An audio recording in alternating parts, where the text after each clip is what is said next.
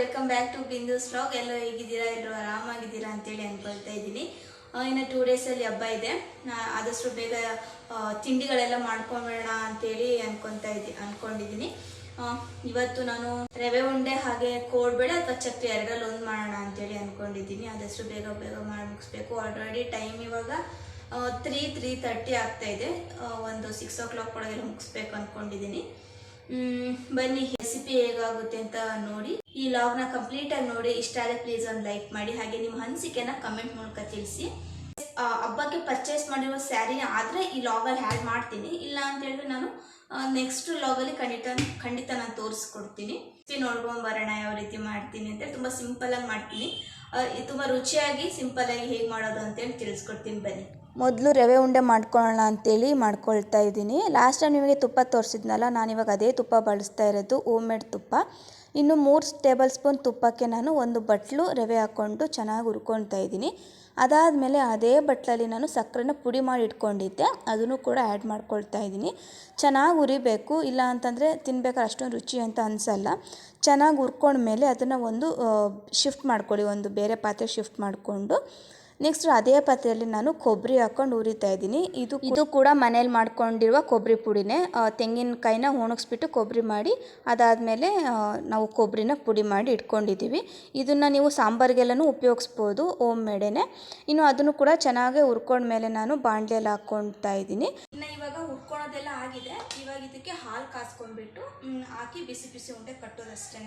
ಇವಾಗ ಹಾಲು ಕಾಸ್ಕೊಳ್ಳೋಣ ಅಂತೇಳಿ ಹಾಲನ್ನ ಕಾಯಿಸಕ್ಕೆ ಇಡ್ತೀನಿ. ಇವಾಗ ಪಾಕೆಟಲ್ಲಿ ಅಷ್ಟೊಂದು ನನಗೆ ಇಷ್ಟನೇ ಆಗಲ್ಲ, ಹಸು ಕಟ್ಕೋಬೇಕು, ನೋಡ್ಕೊಳಕ್ಕಾಗ್ತಾ ಇಲ್ಲ ಅಂತೇಳಿ ಇದೆ ಈ ಥರ ಪ್ಯಾಕೆಟ್ಸಲ್ಲೇ ಹಾಲು ಮೊಸರು ಎಲ್ಲ ಪ್ಯಾಕೆಟೇ ತಿಂತಾಯಿದ್ದೀವಿ. ಇವಾಗ ನೋಡೋಣ ಮುಂದೆ ಹಸು ಏನಾದರೂ ಕಟ್ಕೊಳ ಯೋಚನೆ ಇದೆ. ಬಟ್ ಶ್ರಮ ಜಾಸ್ತಿ ಅಂತೇಳಿ ನಾವು ಕಟ್ಕೊಳಕ್ಕಾಗ್ತಾ ಇಲ್ಲ. ಬಟ್ ಎಷ್ಟಲ್ಲೇ ಒಂದು ಕಟ್ಕೊತೀನಿ. ಇವಾಗ ಹಾಲನ್ನ ಕಾಸಕ್ಕೆ ಇಟ್ಬಿಟ್ಟು ಆಮೇಲೆ ಚಿಕ್ಕ ಉಂಡೆನ ಕಟ್ಕೊಳೋದಷ್ಟೇ. ಹಾಲನ್ನ ಕಾಯಿಸಕ್ಕೆ ಇಟ್ಟಿದ್ದೀನಿ. ಇವಾಗ ಇನ್ನೂ ಹಾಲನ್ನ ಬಿಸಿ ಮಾಡಿಕೊಂಡು ಒಂದು ಸ್ವಲ್ಪನೇ ಹಾಲನ್ನ ಹಾಕ್ಕೊತ ಕಲಿಸ್ಕೋಬೇಕು. ಒಂದೇ ಸಲ ಹಾಲನ್ನು ಹಾಕ್ಕೊಂಡು ಕಲಿಸೋಕೆ ಹೋಗಬೇಡಿ, ಚೆನ್ನಾಗಿ ಬರಲ್ಲ, ಟೇಸ್ಟ್ ಕೂಡ ಅಷ್ಟೊಂದು ರುಚಿಯಾಗಿರಲ್ಲ. ಈ ರೀತಿ ಸ್ವಲ್ಪನೇ ಹಾಲನ್ನ ಹಾಕ್ಕೊಂಡು ಈ ರೀತಿ ಉಂಡೆ ಆಕಾರದಲ್ಲಿ ಮಾಡಿ ಇಟ್ಕೊಳ್ಳಿ, ತುಂಬ ಚೆನ್ನಾಗಿ ಬರುತ್ತೆ.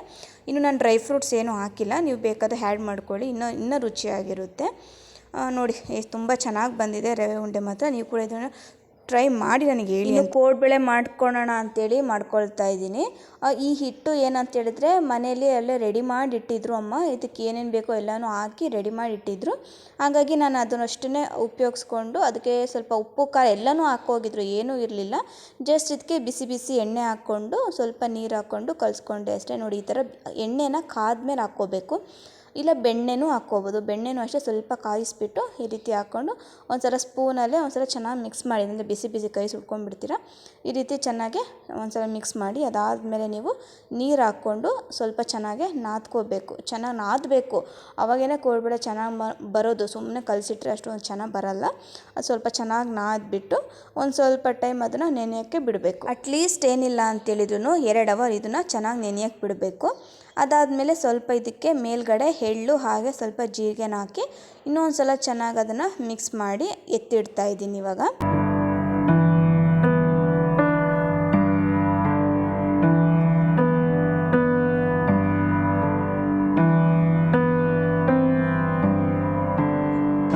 ನೋಡಿ ಚೆನ್ನಾಗಿ ನೆಂದ್ಕೊಂಡಿದೆ. 2 ಗಂಟೆ ಆದಮೇಲೆ ಚೆನ್ನಾಗಿ ನೆಂದ್ಕೊಳ್ಳುತ್ತೆ. ಮತ್ತೆ ಒಂದು ಸಲ ಚೆನ್ನಾಗಿ ನಾದ್ಕೊಂಡು ಎಷ್ಟು ಬೇಕೋ ಅಷ್ಟನ್ನು ಸ್ವಲ್ಪನೇ ತೊಗೊಂಡು ನೀವು ಕೋಡ್ಬೇಳೆ ಆಕಾರದಲ್ಲಿ ಮಾಡ್ಕೋಬೋದು. ಇಲ್ಲಾಂತಂದರೆ ಸುಮ್ಮನೆ ಉದ್ದುದ್ದಕ್ಕೆ ಮಾಡಿಕೊಂಡು ಕರಿಬೋದು. ನನಗೆ ತುಂಬ ಲೇಟ್ ಆಗಿಬಿಟ್ರೆ ಉದ್ದುದ್ದಕ್ಕೆ ಮಾಡಿಕೊಂಡು ಕೂಡ ಕರಿತೀನಿ. ಅದೊಂಥರ ಕುರ್ಕುರೆ ಥರನೂ ಬರುತ್ತೆ. ನೋಡಿ ಈ ರೀತಿ ಮಾಡಿಕೊಂಡು ಅದೇ ರೀತಿ ಎಲ್ಲನೂ ಒಂದೇ ಶೇಪಲ್ಲಿ ಬರೋ ಥರನೂ ಮಾಡ್ಕೊಂಡು ಇಟ್ಕೊಂಡಿದ್ದೀನಿ. ನೋಡಿ ಯಾವ ಥರ ಕಾಣಿಸ್ತಾ ಇದೆ, ತುಂಬ ಚೆನ್ನಾಗಿ ಬಂದಿತ್ತು. ಕೋಡ್ಬೇಳೆ ಮಾತ್ರ ತಿನ್ಬೇಕಾದ್ರೆ ತುಂಬ ರುಚಿಯಾಗಿತ್ತು. ಇನ್ನು ಕೋಡ್ಬೇಳೆ ಕರಿಯೋದಕ್ಕೂ ಕೂಡ ನಾನು ನಮ್ಮ ಎಣ್ಣೆನೇ ಬಳಸ್ಕೊಳ್ತಾ ಇದ್ದೀನಿ. ಅಂದರೆ ನಮ್ಮಲ್ಲೇ ತೆಂಗಿನಕಾಯಿ ಸಿಗುತ್ತಲ್ಲ, ಅದನ್ನೇ ಕೊಬ್ಬರಿ ಮಾಡಿಕೊಂಡು ಗಾಣಕ್ಕೆ ಹೋಗಿ ಎಣ್ಣೆ ಹಾಕ್ಸ್ಕೊಂಬಂದು ಇಟ್ಕೊಂಡಿರ್ತೀವಿ. ಅದೇ ಎಣ್ಣೆನೇ ನಾನು ಬಳಸ್ತಾ ಇದ್ದೀನಿ. ನೀವು ಕೂಡ ನೋಡಿ ಆದಷ್ಟು ಒಳ್ಳೆ ಎಣ್ಣೆ ಬಳಸೋಕ್ಕೆ ಟ್ರೈ ಮಾಡಿ. ನೋಡಿ ಕೋಳ್ಬೇಳೆ ಎಷ್ಟು ಚೆನ್ನಾಗಿ ಬಂದಿದೆ, ತುಂಬ ಚೆನ್ನಾಗಿ ಬಂದಿದೆ. ಕರಿಯೋದು ಕೂಡ ತುಂಬಾ ಇಂಪಾರ್ಟೆಂಟ್ ಆಗುತ್ತೆ. ನೋಡಿ ಚೆನ್ನಾಗಿ ಫ್ರೈ ಮಾಡಬೇಕು, ಇಲ್ಲ ಒಳಗಡೆ ಒಂದೊಂದು ಸಲ ಬೆಂದಿರಲ್ಲ. ಕೆಲವೊಂದು ಸಲ ಲೋ ಫ್ಲೇಮ್ ಮಾಡಬೇಕು, ಕೆಲವೊಂದು ಸಲ ಹೈ ಫ್ಲೇಮ್ ಮಾಡಬೇಕು, ಅದು ಸ್ವಲ್ಪ ತಿಳ್ಕೊಂಡಿರಬೇಕು. ಇಲ್ಲಾಂದರೆ ಏನೇ ನಾವು ಮಾಡಿದ್ರೂ ಕರಿಯೋದ್ರಲ್ಲಿ ತುಂಬ ಇಂಪಾರ್ಟೆಂಟ್ ಇರುತ್ತೆ, ಇಲ್ಲಾಂದರೆ ರುಚಿಯಾಗಿ ಬರಲ್ಲ. ಇವಾಗ ಇದೆಲ್ಲ ಆಗಿದೆ, ಎಲ್ಲ ರೆಡಿ ಇದೆ. ಬಾಳೆ ಎಲೆ ಕಿತ್ಕೊಂಡ್ಬರೋಣ, ಬನ್ನಿ ಬರೋಣ. ಇತ್ಲ ಕಡೆ ಹೋಗಿ ಒಂದು ಬಾಳೆ ಎಲೆ ಕಿತ್ಕೊಂಡ್ಬರೋಣ. ಚೆನ್ನಾಗಿ ಅನಿಸುತ್ತೆ, ಮಾಡ್ಬೇಕಾದ್ರೆ ತುಂಬ ಚೆನ್ನಾಗಿ ಅನಿಸುತ್ತೆ. ಪ್ಲೇಟಲ್ಲಿ ಹಾಕಿ ಒಬ್ಬರಿಗೆ ಸರ್ವ್ ಮಾಡಿದಾಗ ಕೂಡ ಚೆನ್ನಾಗಿ ಅನಿಸುತ್ತಲ್ಲ, ಹಾಗಾಗಿ ಹೋಗಿ ಕಿತ್ಕೊಂಡ್ಬಂದು ನೆಕ್ಸ್ಟ್ ಇದೆಲ್ಲ ಮಾಡಿ ಬಾಂಡೆಲಿ ಕರಿಯೋಣ. ಓಕೆ, ನಮ್ಮ ಊರಿನ ಗಣೇಶ ಕೂಡಿಸೋ ಅಂತ ಒಂದು ಪತ್ರಿಕೆ ಬಂದಿದೆ. ಪ್ರತಿ ವರ್ಷನೂ ಈ ಥರ ಒಂದು ಪತ್ರಿಕೆ ಮಾಡಿಸ್ತಾರೆ. ಈ ವರ್ಷನೂ ಬಂದಿತ್ತಲ್ಲ, ಹಾಗಾಗಿ ನಿಮ್ಗೆ ತೋರಿಸಿದೆ ಅಷ್ಟೇ. ಬನ್ನಿ ಹಾಗಾದ್ರೆ ಹೋಗಿ ಬಾಳೆ ಎಲೆ ಕಿತ್ಕೊಂಡ್ಬಂದು ಏನು ಕಡಲೆಬೇಳೆ ಪಕೋಡ ಮಾಡೋಣ. ಓಕೆ, ಇನ್ನು ನಾನಿವಾಗ ಕಡಲೆಬೇಳೆ ಪಕೋಡ ಮಾಡ್ತಾಯಿದ್ದೀನಿ. ಇನ್ನು ಕಡಲೆಬೇಳೆ ಪಕೋಡ ಮಾಡೋದಕ್ಕೆ ಅದನ್ನು ನೆನೆಸಿಡ್ಬೇಕಾಗುತ್ತೆ. 3 ಅವರ್ಸ್ ನಾನು ಕಡಲೆಬೇಳೆನ ನೆನೆಸಿಟ್ಟು ಇವಾಗ ರುಬ್ಬಿಟ್ಕೊಂಡಿದ್ದೀನಿ. ಇನ್ನು ಇದಕ್ಕೆ ಈರುಳ್ಳಿ, ಮೆಣಸಿನ್ಕಾಯಿ, ಸಬ್ಬಾಕ್ಷಿ ಸೊಪ್ಪು, ಕೊತ್ತಂಬರಿ ಸೊಪ್ಪು, ಹಾಗೆ ಮಸಾಲಕ್ಕೆ ಚಕ್ಕೆ, ಲವಂಗ, ಬೆಳ್ಳುಳ್ಳಿ, ಸ್ವಲ್ಪ ಜೀರಿಗೆ ಪುಡಿ ಇದ್ರೂ ಹಾಕ್ಕೋಬೋದು. ಹಾಗೆ ಸ್ವಲ್ಪ ಉಪ್ಪಿದ್ರೆ ಸಾಕಾಗುತ್ತೆ. ಇನ್ನು ಅದಷ್ಟು ನಾನಿವಾಗ ಒಂದು ಬೌಲಲ್ಲಿ ಆ್ಯಡ್ ಮಾಡ್ಕೊಳ್ತಾ ಇದ್ದೀನಿ. ತುಂಬ ಮಸಾಲ ಹಾಕ್ತಾ ಇಲ್ಲ ನಾನು, ಅಷ್ಟೊಂದೇನು ಇಷ್ಟ ಆಗಲ್ಲ. ಹಾಗಾಗಿ ಇಷ್ಟು ಮಸಾಲನ ಹಾಕ್ಕೊಂಡು ಚೆನ್ನಾಗಿ ಇದನ್ನೆಲ್ಲ ಮಸಾಲಾನ ಮಿಕ್ಸ್ ಮಾಡ್ಕೊತಾ ಇದ್ದೀನಿ. ಇನ್ನು ನಾನಿಲ್ಲಿ ಕುಟ್ಟಿ ಹಾಕ್ಕೊಳ್ತಾ ಇದ್ದೀನಿ. ನಿಮ್ಗೆ ಇದನ್ನು ಚೆನ್ನಾಗಿ ಗ್ರೈಂಡ್ ಅನಿಸಲ್ಲ ಅಂತ ಹೇಳಿದರೆ ನೀವು ಜಾರಲ್ಲಿ ಹಾಕ್ಕೊಂಡು 1-2 ಸಲ ರೌಂಡ್ ಮಾಡಿಕೊಂಡ್ರೂ ಸಾಕು, ಅದು ಕೂಡ ತುಂಬ ನಯಸ್ಸಾಗಿ ಬರುತ್ತೆ. ನಾನು ಇರಲಿ ಸಾಕು ಅಂತೇಳಿ ಇಷ್ಟೇ ಮಾಡ್ಕೊಂಡಿದ್ದೀನಿ. ಒಂದು ಸಲ ಇದನ್ನು ಚೆನ್ನಾಗಿ ಕೈಯಲ್ಲಿ ಮಿಕ್ಸ್ ಮಾಡ್ಕೊಳ್ತಾ ಇದ್ದೀನಿ. ಅದಾದಮೇಲೆ ಇದನ್ನು ಒಂದು ಸ್ವಲ್ಪ ಹೊತ್ತು ನೆನೆಯಾಕ್ಬಿಟ್ರೆ ಸಾಕು, ಇಲ್ಲ ಹಾಗೇ ಮಾಡಿದ್ರೂ ಸಾಕಾಗುತ್ತೆ. ಬನ್ನಿ ಬಾಳೆ ಎಲೆ ಕಿತ್ಕೊಂಡ್ಬರೋಣ. ನೋಡಿ, ಇಲ್ಲೇ ಮನೆ ಹತ್ರನೇ ಇದೆ ಒಂದು ಬಾಳೆ ಗಿಡ. ನೋಡಿ, ಇದು ಚಿಕ್ಕದು, ಇನ್ನು ಆಗಿಬಿಟ್ಟಿದೆ. ಇದು ಕಿತ್ಕೊಳೋದು ಬೇಡ, ಬೇರೆದಕ್ಕೆ ಹೋಗೋಣ. ಯಾರು ಶೂಟ್ ಮಾಡೋಕ್ಕಿರೋದಿಲ್ಲಪ್ಪ, ಒಬ್ಬಳೇ ಮಾಡ್ಕೋಬೇಕು. ಇದು ಇನ್ನೂ ಚಿಕ್ಕದು, ಒಬ್ಬಳೇ ವೀಡಿಯೋ ಮಾಡಿಕೊಂಡು ಕೆಲಸ ಮಾಡ್ಕೊಳ್ಳೋದಕ್ಕೆ ತುಂಬ ಲೇಟಾಗುತ್ತೆ.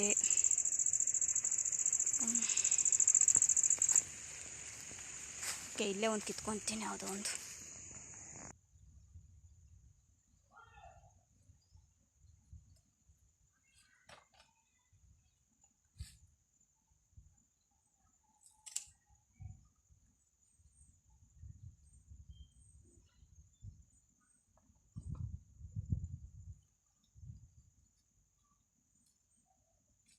ಸದ್ಯಕ್ಕೆ ಒಂದೇ ಒಂದು ಕಿತ್ಕೊಂಡು ಹೋಗ್ತಾ ಇದ್ದೀನಿ.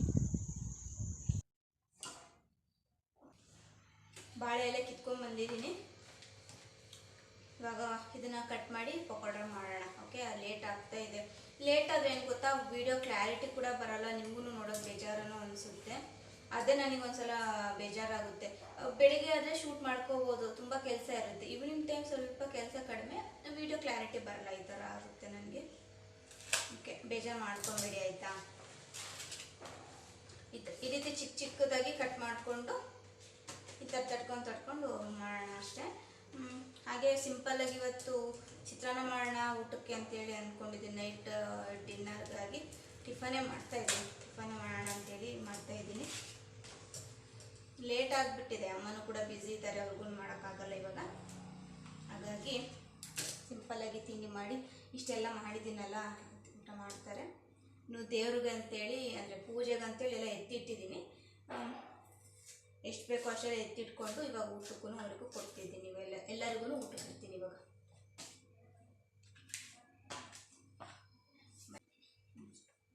ಈ ರೀತಿ ಚಿಕ್ಕದು ಕಟ್ ಮಾಡ್ಕೊಂಡಿದ್ದೀನಿ. ಈ ಥರ ನಿಮಗೆ ತಟ್ಟಿ ಹಾಕ್ಬೇಕಲ್ಲ, ಹಾಗಾಗಿ ಈ ಥರ ಒಂದೇ ಒಂದು ಕಟ್ ಮಾಡ್ಕೊಂಡಿದ್ದೀನಿ, ಸಾಕು. ಎಲ್ಲ ಬೇಡ ಅನಿಸುತ್ತೆ, ಇದೊಂದೇ ಸಾಕು ಇವಾಗ. ಬನ್ನಿ ಮಾಡೋಣ. ಈ ರೀತಿ ಸ್ವಲ್ಪನೇ ಈ ಥರ ಉಂಡೆಗಳ ಥರ ಮಾಡಿಕೊಂಡು ಹಿಂಗೆ ಈ ರೀತಿ ತಟ್ಟಿ ಎಣ್ಣೆ ಬಂಡೆಯಲ್ಲಿ ಹಾಕ್ಬೇಕಷ್ಟೆ. ತುಂಬ ರುಚಿಯಾಗಿರುತ್ತೆ, ನನಗಂತೂ ಇದು ತುಂಬಾ ಇಷ್ಟ.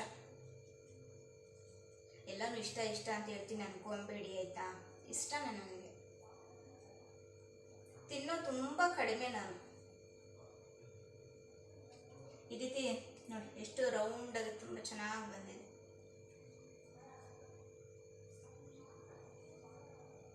ಬನ್ನಿ ಇವಾಗ ಕರಿಯೋಣ. ಇವಾಗ ಕರಿತಾ ಇದ್ನಿ. ನಮ್ಮ ಮನೇಲಂತೂ ಕಡಲೆಬೇಳೆ ಪಕೋಡ ಅಂತೇಳಿದರೆ ತುಂಬಾ ಇಷ್ಟಪಟ್ಟು ತಿಂತಾರೆ. ತುಂಬಾ ರುಚಿಯಾಗಿರುತ್ತೆ. ಆಲ್ಮೋಸ್ಟ್ ಜಾಸ್ತಿ ಮಾಡಲ್ಲ ಇದನ್ನು, ಯಾವಾಗಾದರೂ ಅಷ್ಟೇ ಮಾಡೋದು. ಮಾಡಿದಾಗ ತುಂಬಾ ಇಷ್ಟಪಟ್ಟು ತಿಂತಾರೆ. ನೋಡಿ ಎಷ್ಟು ಚೆನ್ನಾಗಿದೆ, ಕಲರ್ ನೋಡಿ ಎಷ್ಟು ಚೆನ್ನಾಗಿ ಕಾಣಿಸ್ತಾ ಇದೆ.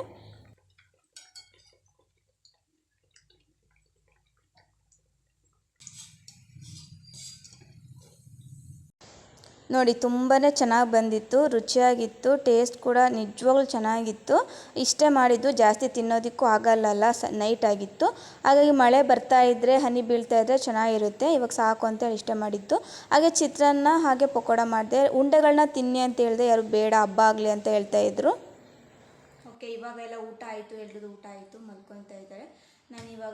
ನಾನು ಊಟ ಆಯಿತು, ಅಡುಗೆ ಮನೆಯೆಲ್ಲ ಕ್ಲೀನ್ ಮಾಡ್ಕೊಂಡಿದ್ದು ಕೂಡ ಆಯಿತು.